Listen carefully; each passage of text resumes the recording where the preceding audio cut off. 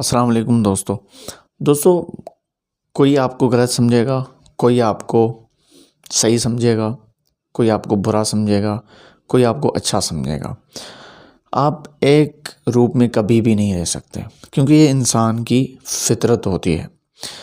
कभी आपको लचकदार बनना पड़ता है, लचक दिखानी पड़ती है, कहीं पर आपको एक किस्म की सख्ती करनी पड़ती है, टाइट होना पड़ता है, कहीं पर लिहाज करना पड़ता है, कहीं पर सुनाना पड़ता है।